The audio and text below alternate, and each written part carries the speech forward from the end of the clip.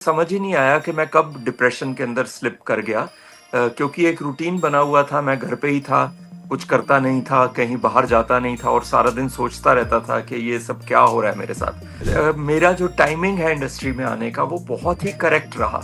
There was already a shift that was happening in the industry, youngsters के साथ साथ कुछ बड़े प्रोफाइल जो हैं, बड़ी एज के प्रोफाइल भी उन दिनों सोचे जा रहे थे। दुनिया बहुत बड़ी है, बहुत रंगीन है, बहुत ब्यूटीफुल है और आप यहाँ कुछ भी कर सकते हो किसी भी एज पे, कोई रोक टोक है नहीं ऐसी।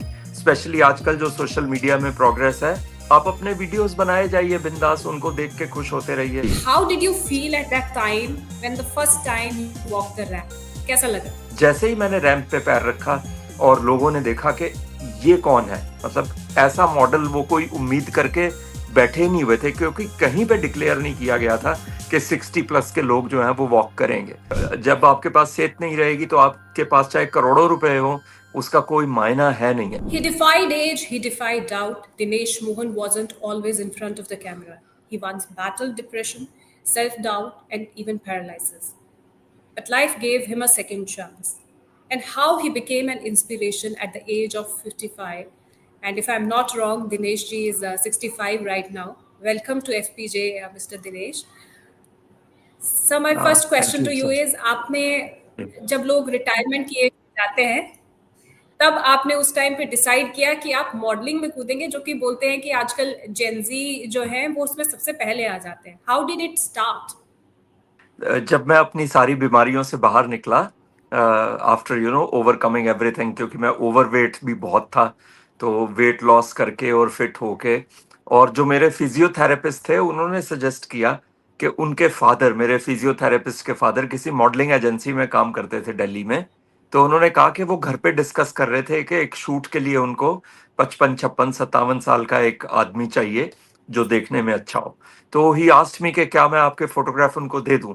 तो मुझे बिल्कुल भी यकीन नहीं हुआ and I didn't take him seriously. I said आप मजाक कर रहे हो मेरे साथ, क्योंकि मैं अभी तो आपसे चलना सीख रहा हूँ, फिजियोथेरेपी ले रहा हूँ, और मुझे अपने पे बिल्कुल भरोसा नहीं था।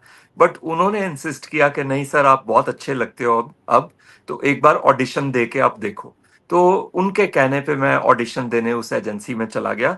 मैंने खुद कभी नहीं सोचा था सपने में कि मैं मॉडलिंग या एक्टिंग ट्राई करूंगा। इट वाज मेरी झोली के अंदर, मेरे लैप के अंदर वो ऑफर डाल दिया गया and I took it up, और वहां से ये जर्नी जो है वो स्टार्ट हो गया सारा। अब मैं आपसे अगला क्वेश्चन ये पूछना चाहूंगी, क्योंकि आपकी जी। जो जर्नी रही है, जितना आपके बारे में लोग जानते हैं कि that you came out from depression, right. तो क्या वजह थी कि आप उसमें चले गए और फिर उससे बाहर आने में कितना वक्त लगा? लोग तो उसमें इतनी गहराई में डूब जाते हैं कि वहां से निकलना बेहद मुश्किल हो जाता है। So what was the turning point for you? See, like everybody else, मेरे भी सरकमस्टांसेस जो हैं वो नेगेटिव थे और लाइफ जो है वो एक स्ट्रगल बन गया हुआ था। तो मुझे इनफैक्ट सच में समझ ही नहीं आया कि मैं कब डिप्रेशन के अंदर स्लिप कर गया।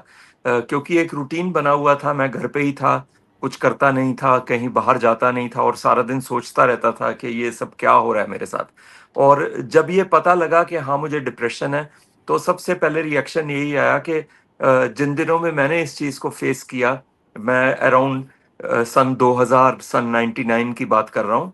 उन दिनों में डिप्रेशन के बारे में कोई जानकारी या कोई भी इतना मालूमात जो है वो नहीं थे, तो लगता था कि ये पागलपन से लोग इसको इक्वेट करते थे। तो इसके बारे में बात करना जो है वो एक बहुत बड़ा टैबू था, कोई बताता नहीं था, तो मैंने भी इसी तरह से छुपा के रखा।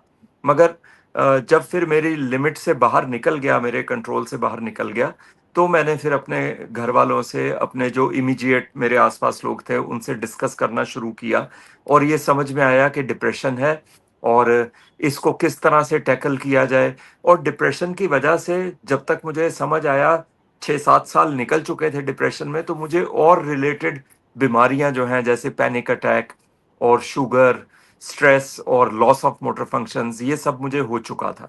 तो उनसे बाहर आने के लिए फिर बहुत मुझे जद्दोजहद करनी पड़ी, बहुत विल पावर। हाँ, एक बार जब समझ आ गया कि मुझे अपनी लाइफ जो है वो ट्रैक पे लेके आनी है, चाहे कुछ भी हो जाए, तो फिर मैंने बहुत फाइट किया और 12 13 साल की फाइट के बाद मैं डिप्रेशन से जो है वो बाहर तो मुझे, मतलब आई डोंट नो, मैंने कहीं ऐसा अपना चेकअप करवाया नहीं कि मैं डिप्रेशन से बाहर आ गया हूँ। और होपफुली मैं डिप्रेशन से बाहर आ चुका हूँ, क्योंकि मेरी थॉट प्रोसेस जो है वो अब बहुत पॉजिटिव है। तो यस, इसी तरह से आगे बढ़ रहा हूँ अब। जी। सर, आपने बोला कि आपको आने में बहुत वक्त लगा, you bounced back at the age of 55। But जब आप फैशन इंडस्ट्री में आए, एक टैबू वो भी था कि जी। सीनियर एज के मॉडल नहीं हो सकते, very young people should be in the modelling industry, fashion industry. So was right. There that kind of resistance from the industry also? आपको कुछ सेटबैक वहां से मिला, रिजेक्शन? सी देखिए, मेरा जो टाइमिंग है इंडस्ट्री में आने का वो बहुत ही करेक्ट रहा। There was already a shift that was happening in the industry, you know. Youngsters के साथ साथ कुछ बड़े प्रोफाइल जो हैं, बड़ी एज के प्रोफाइल भी उन दिनों सोचे जा रहे थे। अब ये आप ऐसा मान लीजिए कि एक वक्त में जब परिवर्तन आता है तो फिर एक नई लहर जो है वो चलती है। And I was the first one two ride that wave of change. तो अपनी एज ग्रुप पे 57 पे मैंने स्टार्ट किया था। और उन दिनों में मुझे याद है पूरे इंडिया में इस एज ग्रुप का और मेरी लुक का कोई भी और मॉडल नहीं था।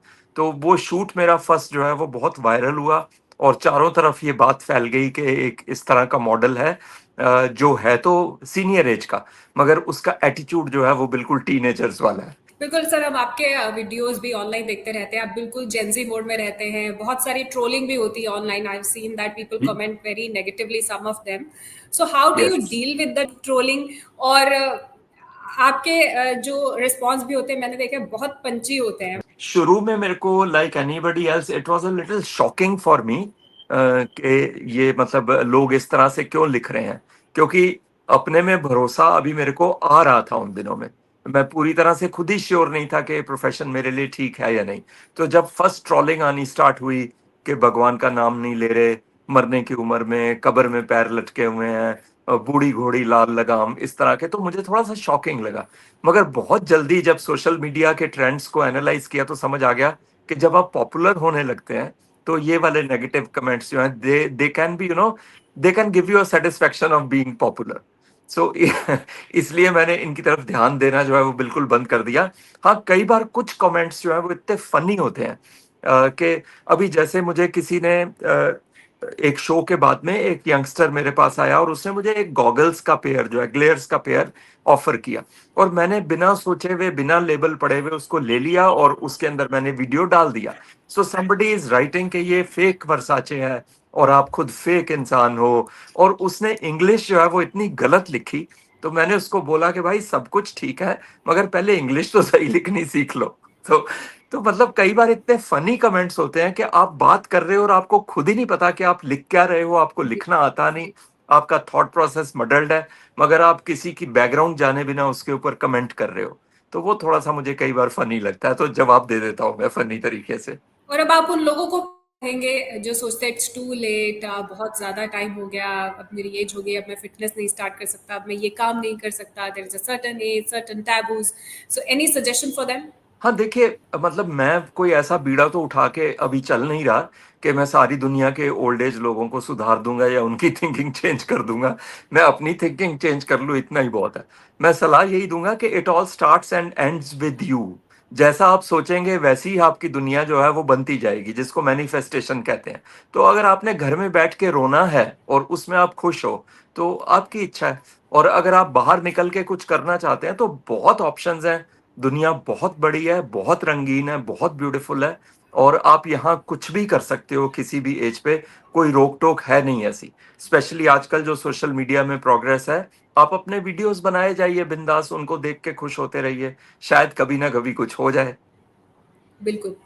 लेकिन दिनेश जी, जैसे फिटनेस को लेके बड़े कॉन्शियस रहते हैं, लेकिन एक तबका वो भी है जो फिटनेस करना तो चाहते हैं कि हम एकदम फिट हो जाएं, लेकिन जी। उनके पास करने के लिए ये होता है कि मेरे पास वक्त नहीं है, ऑफिस के टाइमिंग्स है, बहुत बिजी रहते हैं, फैमिली टाइम है। इस सब के बीच में कैसे मैनेज करेंगे? फिटनेस के लिए क्या मंत्र है आपका? देखिए, जो ये कहते हैं वो मुझे बहुत फेक लगता है, ये बात कि हमारे पास फिटनेस के लिए टाइम नहीं है। अगर आप सांस ले रहे हैं और आपको हेल्थ की वैल्यू पता है कि हेल्थ जो है वो यहाँ पे सबसे बड़ी दौलत है, और जब आपके पास सेहत नहीं रहेगी तो आपके पास चाहे करोड़ों रुपए हो, उसका कोई मायना है नहीं है। तो क्यों आप नेचर को चैलेंज कर रहे हैं कि वो आपको गलत तरीके से लेसन सिखाए? उससे पहले ही आप अपने लिए समय निकाल लीजिए। Make health as you know everyday routine as breathing, eating food, taking a bath, taking rest. So जो फिटनेस है उसको भी इसी तरह से एक एक्शन बनाइए, सो दैट आपका फ्यूचर जो है। और मैं लुक्स के हिसाब से फिटनेस करने में बिल्कुल भी मैं बिलीव नहीं करता। सबकी लुक्स अच्छी होती हैं। आपको हेल्थ के लिए जो है अपनी फिटनेस का ध्यान जरूर रखना चाहिए, क्योंकि मैं तो नहीं चाहता और कोई भी नहीं चाहेगा कि वो दूसरों पे डिपेंडेंट हो जाएं सिर्फ अपनी लापरवाही की वजह से बिस्तरे से लग जाएं। सो मैं सबको यही कहूंगा कि वक्त रहते हुए अपनी फिटनेस के लिए समय निकाल लीजिए। जी। आपकी क्या रूटीन थी सर जब आपने ये फिटनेस जर्नी स्टार्ट की? डाइट पे फोकस किया, वॉक पे फोकस किया, जी। या फिर आपने जिम ट्रेनर्स हायर किए? क्या थी आपकी रूटीन? देखिए, मेरा रूटीन आज तक सेम ही चल रहा है। मैं सुबह उठता हूँ बहुत जल्दी, आई गेट अप अराउंड 4, और मैं रनिंग के लिए, वॉक के लिए जाता हूँ। और जिम जो है वो शुरू में मैं जाता था, जब मैं इतना नोन नहीं था। मैं अभी ये क्लेम नहीं कर रहा कि मैं बहुत बड़ी सेलिब्रिटी हूँ और लोग मेरे पीछे भागते हैं, मगर जिम में थोड़ा सा मुश्किल हो जाता है कि आप माइक्रोस्कोप के अंडर आ जाते हो और सभी लोग जो है आपको देखने लग जाते हैं और फोटोज खिंचाते हैं, तो मैं बहुत कॉन्शियस हो जाता हूँ। बिकॉज जिम में जो है आप जिम वाले कपड़े डाल के और अपनी मस्ती में एक्सरसाइज करने जाते हैं, तो इसलिए मैंने घर पे ही छोटा सा जिम बनाया हुआ है, तो उसी में ही ज्यादा कंफर्टेबल फील करता हूँ। और अपनी डाइट का मैं बहुत ध्यान रखता हूँ। आई टेक, मतलब बहुत पैशनेटली, कि कोई मुझे कुछ भी खाने के लिए इमोशनली ब्लैकमेल नहीं कर सकता, जैसे इंडियंस में होता है ना, कि नहीं ये खाओ, हम आपके मुंह में डाल देंगे, नहीं इतने से कुछ नहीं हो जाएगा। उन सारी चीजों से मैं बिल्कुल अबव हूँ। और मेरा रिएक्शन जो है वो इतना स्ट्रिक्ट होता है कि फिर लोग दोबारा ऑफर करते ही नहीं मुझे। बिल्कुल, तो आपने रूल्स अपने लिए भी सेट कर दिए और लोगों के लिए भी जो आपके आसपास हैं। मेरा सवाल आपसे यही है कि क्योंकि आपने फैशन इंडस्ट्री उस टाइम पे जॉइन की जब when it was shifting, but वो यस। शिफ्ट शायद अभी भी हो रहा है। बहुत सारे, हम बॉडी शेमिंग नहीं करते हैं, इन सब चीज़ों को लेके जी। आवाज़ उठाई जा रही है। जी। How did you feel at that time when the first time you walk the ramp? कैसा लगा?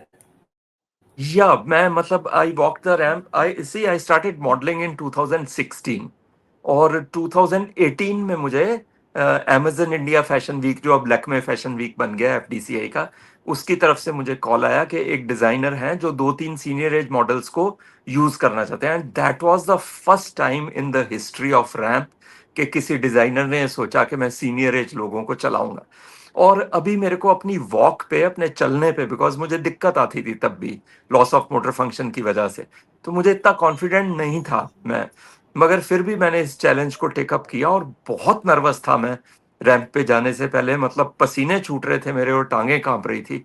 मगर जैसे ही, because I was the first model, opening model for that show, जैसे ही मैंने रैंप पे पैर रखा और लोगों ने देखा कि ये कौन है, मतलब ऐसा मॉडल वो कोई उम्मीद करके बैठे नहीं हुए थे, क्योंकि कहीं पे डिक्लेयर नहीं किया गया था कि 60+ के लोग जो हैं वो वॉक करेंगे। तो जैसे ही लोगों ने मुझे देखा, और एकदम से शांति हो गई पहले, और उसके बाद थंडरस, मतलब अप्लॉज, इतना जबरदस्त थंडर, लोगों ने ताड़ियां और सीटियां मारी कि मुझे लगा कि हाँ, now this is okay. So that was my first experience. So you have been an amazing person. बहुत आपने लोगों को इंस्पायर किया है। हम भी यही उम्मीद करते हैं कि आगे भी आप लोगों को ऐसे ही इंस्पायर करते रहें, क्योंकि जी। आपको देख के शायद बहुत सारे आज के जेंजी होंगे जो एम कर रहे हैं to reach at the heights but they are not able to. I hope that everyone understands that fitness is very important and you become one of that inspirations. Thank you so much, Dinesh ji, हमारे साथ जुड़ने के लिए you आपका बहुत बहुत most. शुक्रिया. And this is not just a story of a model who started after 50. This is the story of a man who found strength in vulnerability, and he turned his pain into a purpose. And we appreciate that. Thank you so much. Thank you. Thank you so much, God bless you, bye bye.